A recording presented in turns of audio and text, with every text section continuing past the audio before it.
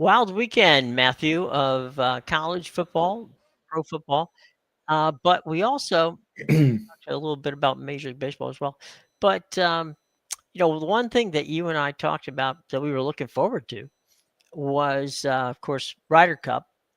And what happened, which was almost a miraculous comeback by the U.S., turned into less about the tournament and more about uh, how the crowd reacted, specifically to Rory McIlroy and his wife on Saturday and Sunday.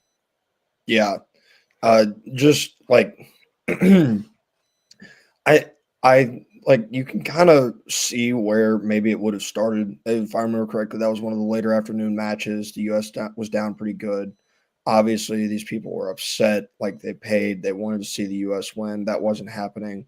They decided they were going to take a stand on it. Obviously they did so in just the worst manner possible. Because for as much as it was Rory, because it was directed at Rory, Hmm. they were tossing it at Shane Lowry too. They had Right. lots of jokes about his weight and Hmm. things such as that. At one point, they mentioned a rumor that had swirled around. I think it was 2 years ago with Right. Rory and some of the problems that maybe his relationship was Right. going through. So they tossed that at him. It's just ridiculous. And I feel like the capper or the most unacceptable part of it all was the PA announcer at the first tee Right.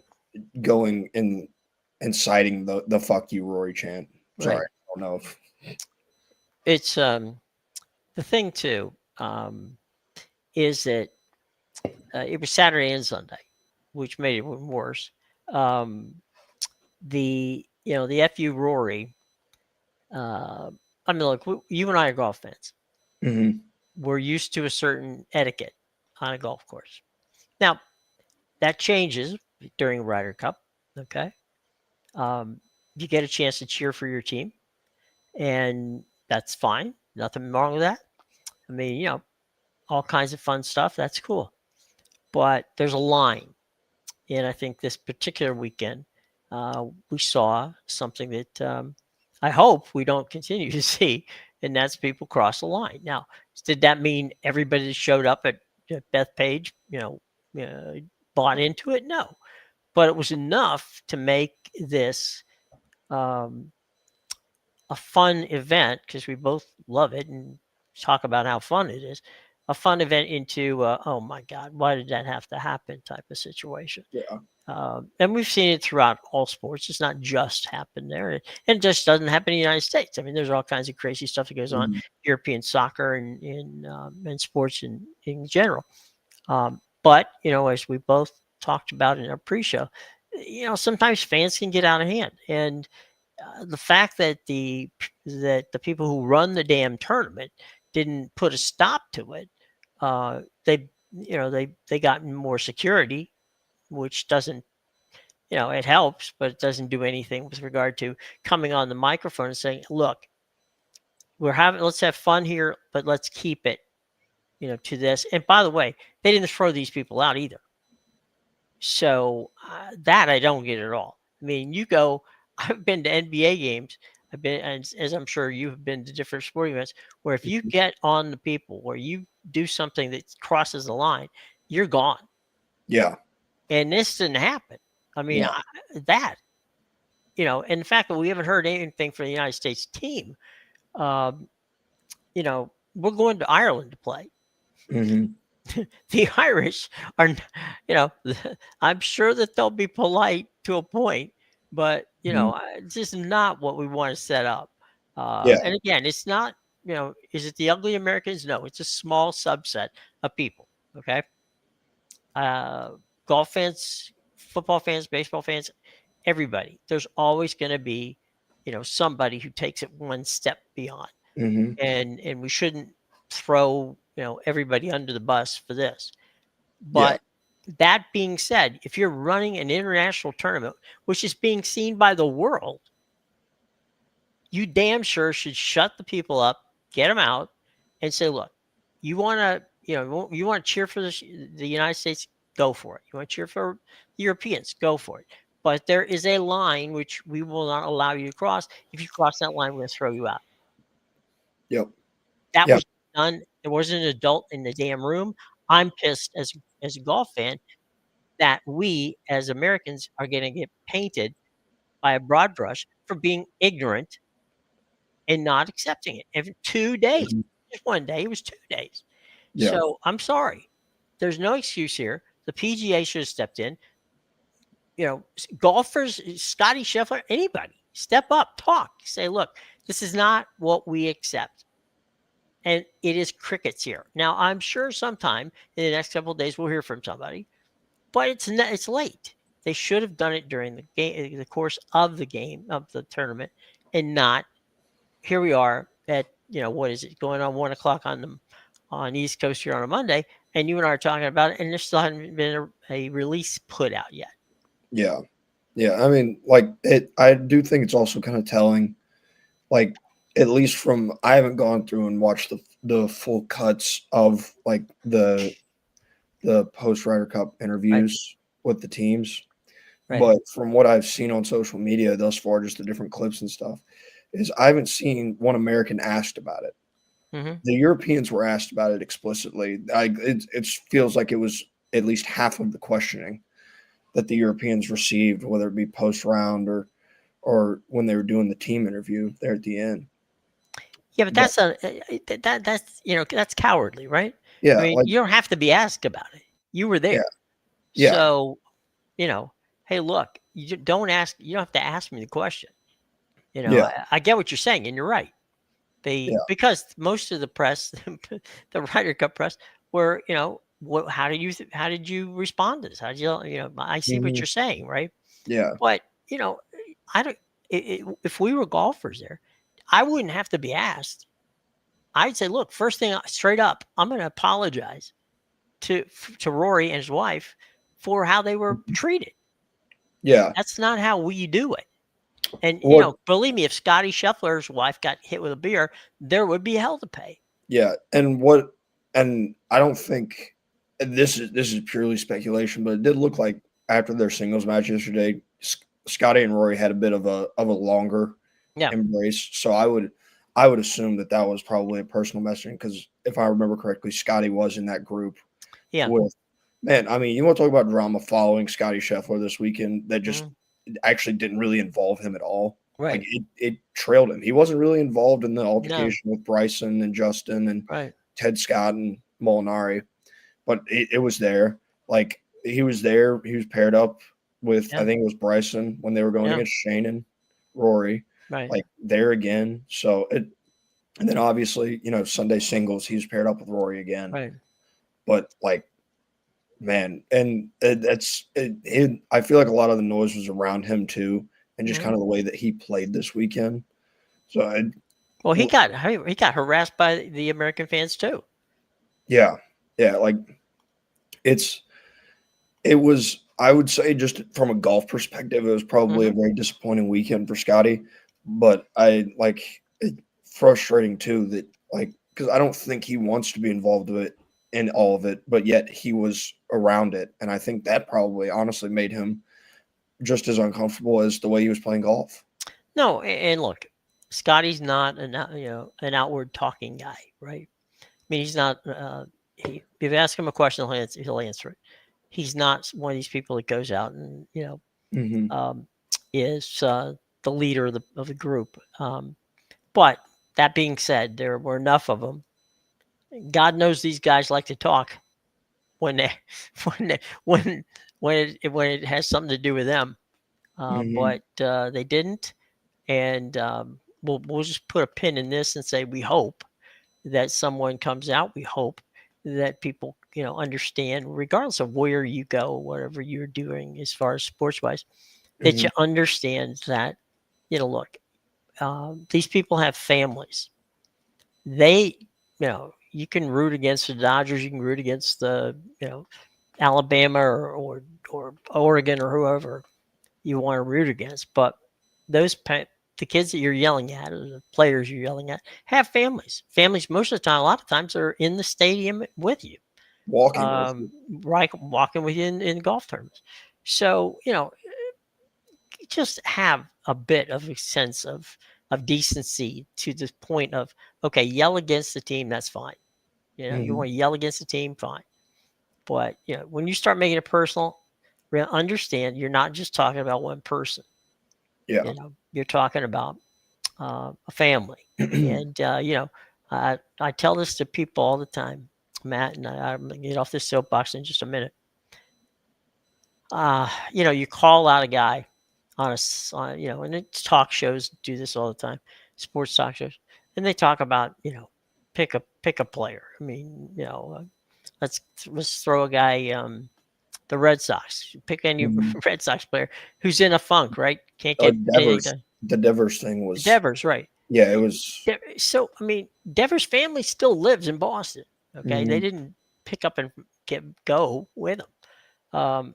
These kids go to school. These so dad's having a bad day. The kid in the 6th grade didn't have anything to do with that. Yeah.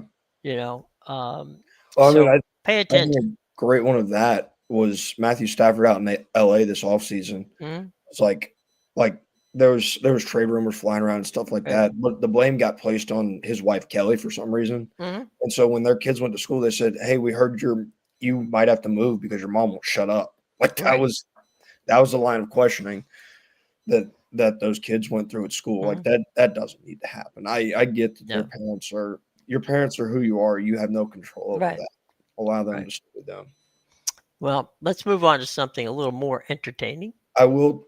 Go I ahead. would. I am going to make this note in terms of. I would like to say just in terms of the golf perspective. Mhm. One, I don't think Keegan Bradley was at fault this weekend. Like I feel like Right. that may be a sentiment that was echoed a lot. I do feel like he didn't do a very good job in course management. Like Yeah. he said that in his prep. He talked. They had that rough cut down like so long. Mhm. A lot of locals said that they'd never seen it that short. Um, and that was something that they thought was going to help them because they thought that they were probably a little more errant off the tee, Mhm.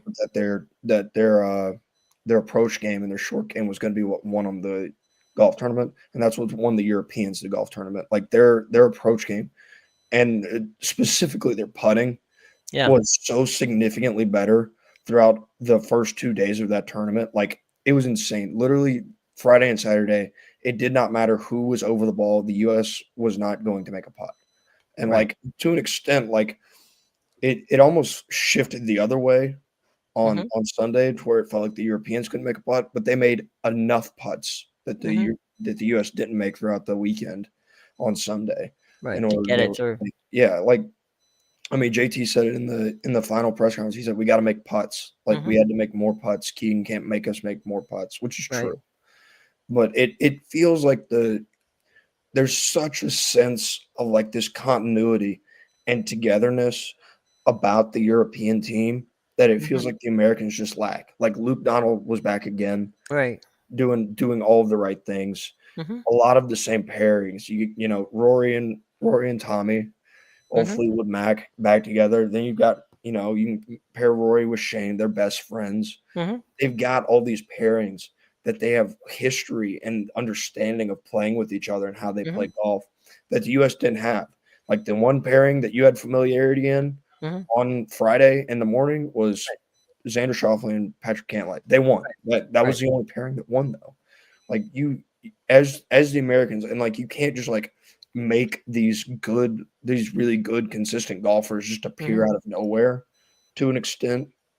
But like they need to find some continuity between now and Ireland. Right. Yeah. Whoa. Well, we'll see. I agree with you. Football rankings came out yesterday. Ohio State University tops the rankings. They went out to Seattle and took care of business. They beat Washington 24-6. Oregon in a wild one beat Penn State. That was a crazy 30-24 game. They're 5-0. Miami dropped one, which is understandable. Oregon beat Penn State. There's a battle of two top, uh, 10 teams. Miami will face Florida State this week.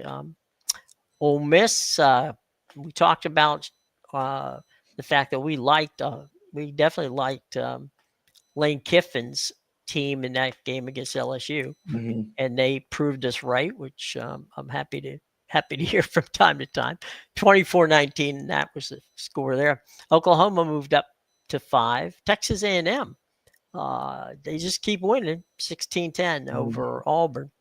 Penn State beat, they were the ones that lost Oregon. They dropped down to the 7th spot. Indiana 5-0. Just draw. Well, they got by Iowa. 2015. Texas moved to 3-1. They were off. They didn't move, but they get there. And Alabama jumped up 10 to with the win over Georgia, which is a game you were at. And so what exactly? Now you mentioned this before the game was even played, that this was not something. This matchup gave you pause. Yeah, because what I said was that Alabama had some problems on the offensive line. They weren't fantastic necessarily up front, but if Ty Simpson had the time to throw the football, the way that secondary played against Tennessee, they could get shredded. And that's what happened in the first half. The first half, they had their way. Not only did they have their way, they controlled the way that they were able to control time of possession in the first half was honestly phenomenal. They had their game plan lined up, and they executed it to a T. Like, they did not miss a single thing in that first half. Turnover battle, they won it. Time of possession, they won it. Offensive drives, you score 4 out of 5 times. Like that, it was as perfect a game plan, because when you score 4 out of 5 times and you have the ball 5 times and your opponent just doesn't, like when Georgia went, I think they went 3 and out, or they got 1 first down and then they went out on their very first drive. And Alabama got the ball and they held it again. Like they wore the defense out, just slowly working their way down the football field. And for all that, what I watched in the second half was that Georgia probably should have won that football game. Like the mistakes that Georgia made were self-inflicted, but this is something, and I think it translates well to what happened in Happy Valley on Saturday too, to where there just is kind of something about it. Like James Franklin in a big game and Kirby Smart in Alabama right now are going to be the 2 storylines, as they should be. And I can't speak on the Penn State game because I was at that game, so I was just catching little hits here and there. But I left the stadium. I was very confused, mainly in the fourth quarter, by Kirby Smart's plan, because going for it on 4th down when you have a chance to tie the game didn't feel very Kirby Smart-like. He said it was a decision they made they had 2 plays called. They were going to go fast the whole way. And to be honest with you, you go back and you watch that play. The play I don't think was as big of an issue. I know people didn't like running it with Cash Jones. I understand that too. But you have a sweep play where if your tackle pins the guy in instead of allowing him to slide. Yeah, that is true, Jerry. But they allowed the edge defender to slide right through instead of getting a hat on him. You get a hat on him, Cash Jones probably gets that edge. You probably got a first down. You maybe have a touchdown, right? But that didn't happen. You didn't execute on that play. But if you're gonna go for it on 4th down there, why do you not go for it on 4th down with around 3 and some odd and some change left in the football game, around your own 50? I know it's a longer 4th down, but it feels like there was some inconsistency in your decision making where you choose to be aggressive here, but you're not going to be aggressive here. Right. And that was what was most puzzling to me. I would love to know the inner workings of that decision making process. Not because I'm necessarily from my view, it feels like the wrong choice to be aggressive in one scenario and not aggressive in another scenario, especially when Alabama's been able to hold the football the way they were able to hold it. You held them without points in the second half, but they were still taking up time off the clock. To go to the Oregon and Penn State game, it was really the ability for Dan Lanning to make adjustments that got them past Penn State. He the game was if you like defense, the first half was fantastic Yeah. because both teams played strong defense. But at the end of the day, the key to me was Dan Lanning having enough patience and understanding to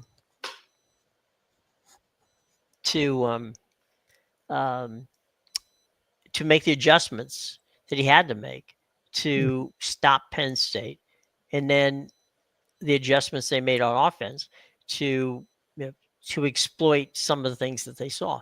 So it was to me, and I'm not going to be. I don't want to be too critical of James Franklin because he didn't coach a bad game. Yeah. Dan Lanning just coached a better game. Yeah. And I think that to me shows you that I don't think Oregon had the best players on the field Hmm. athletically. I think Yeah. athletically Penn State was a better team. But I think that strategically Dan Lanning used his players and used their abilities, and they made the plays when they had to make the plays. Hmm. So, those two teams play 10 times, it's probably going to be 5-5. Yeah. They're that close to being equal. And you could watch the game and see that. But on this particular evening, in front of 102,000 people waving white, pom poms in the whiteout, Oregon came away, as Oregon has done a number of times with Dan Lanning, winning games that people still can't understand how they won. Yeah. What I will say, and like not to, because I think all the credit in the world is due to them, but Hmm. it does it not feel like that should be what you said and the way you described it should be very troubling if you're a Penn State fan, because when you say that you feel like Penn State has the better players on the field Hmm. at the time, and then you throw in the fact that they're at home, not only are they at home, it's the whiteout, Right. and you still lose that football game, like that should be real legitimate like room for concern.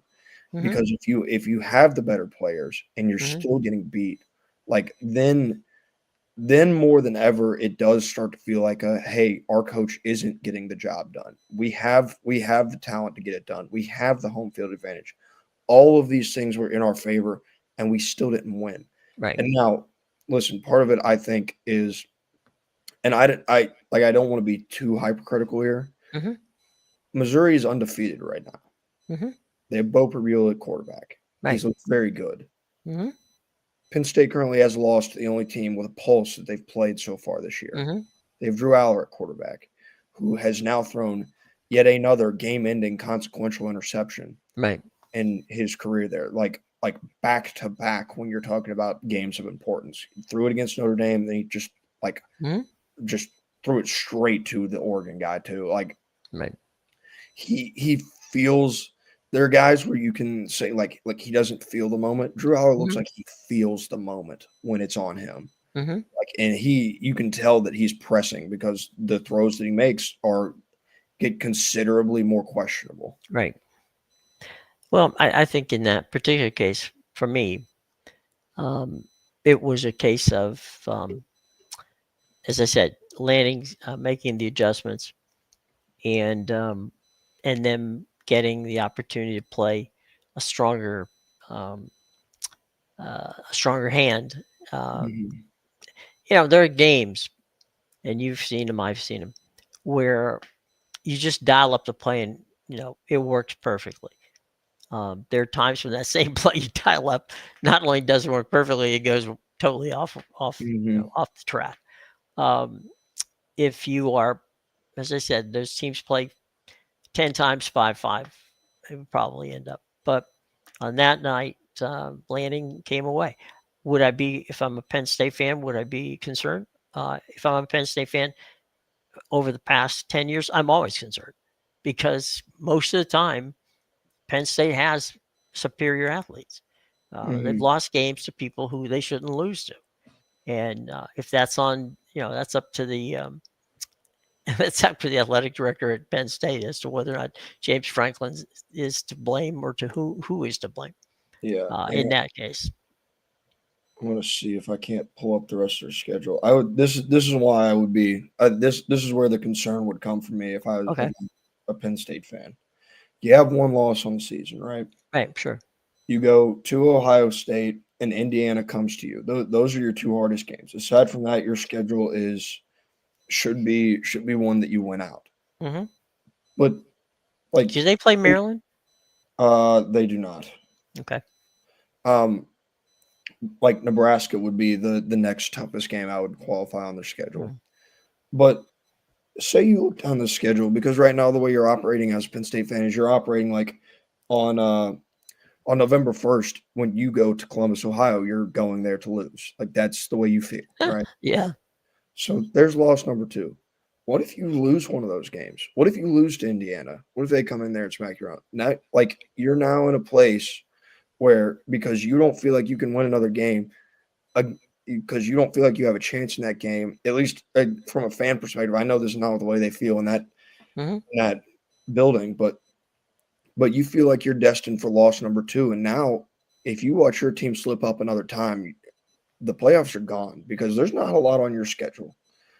You've got two. You got two on your schedule. Like Indiana is 8 right now, and Ohio State's 1. Right. You got to win. Or, I mean, realistically, you would like to win both of those games, but Mm-hmm. you know that You you have have to win to. at least one.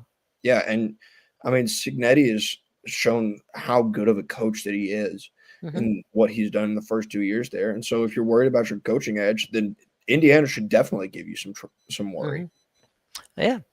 I think that I think what we'll see is James Franklin in Penn State as to how exactly they're going to pursue um, the um, the game plans for Ohio State and Indiana. Mhm.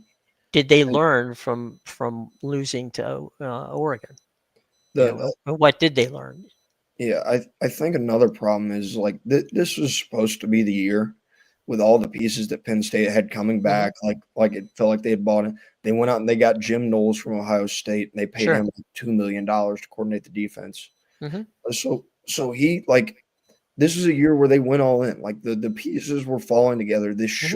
This should be the push, and your push is off to a very rocky start, losing But right out. yeah, but if they were able to go by Ohio State Hmm. and win in Indiana, Like then it's okay. It's It- not over, but I can But I almost see what you're saying. guarantee Yeah. for the fans Hmm. that's almost certainly the way they feel. They feel like it's over. Right. The paranoia has has Yeah, started here. There's no question about that. But yeah, I see what you're saying. I'm yeah, saying in coaches' rooms at Penn State, I'm sure what they're looking at is going, wait a minute, okay, we lost here. What can we learn that we need to learn to beat Ohio State, which is never there's never easy to beat Ohio State, specifically not easy at Columbus. And then an Indiana team that just keeps winning despite everybody saying it's Indiana. It's a mhm, basketball school. What the hell's going on out there? Well, as you put it, they're playing outrageous football. So yeah, Indiana suddenly has become a hot school. USC, on the other hand, had problems um, over the weekend, and it's going to be a total. Um, we'll see how that plays out. But at the end mhm, of the day, it looks like it for many years. Um, the road to the Big Ten championship is either going to go through Ohio State or in Oregon. this case, Oregon. So one of those two teams look to be very, very good in that one. Let's move on to the Mhm, pros from yesterday. Um, a few games of interest. There's games tonight, Jets and Dolphins. They normally play, it doesn't matter record wise what it is. The Jets and the Dolphins usually play pretty close together. And then the Bengals and the Broncos. So those are your two games tonight. Yesterday was an interesting day. There were a lot of bizarre situations. You had Jackson Dart making his first start for the Giants, and their 21-18 win over the Chargers. Um, mhm. and there are probably a lot of Giants fans wondering how come they didn't start at the beginning of the season. But he's there now. The Falcons playing a wild game against the Commanders, 34-27. That was an interesting game on many fronts. I think Penix and Kyle Pitts are starting to feel comfortable together. Yeah, the passing, the offense in general looked really good for the Falcons on Sunday, but you still give pause for concern in a game like that. You won by 13 points, but man, you gave up a lot of points on defense. Like that still is an area of concern for you. And the reason it's still an area of concern is because I think you were playing like the 29th ranked passing defense. Right. Like you should have excelled through the air, like you did. You did your job on offense, and they deserve the credit for doing their job. But where I draw pauses, I'm not sure if the offense is always going to look like that, or it's something that they looked like as a result of the defense that they were playing. So because if you can't score on everybody, but everybody can score on you, that's a problem.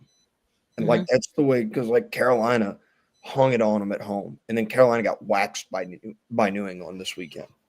Like they got taken out, tossed in the dumpster. They hung out there for the second half apparently, because they were nowhere to be found.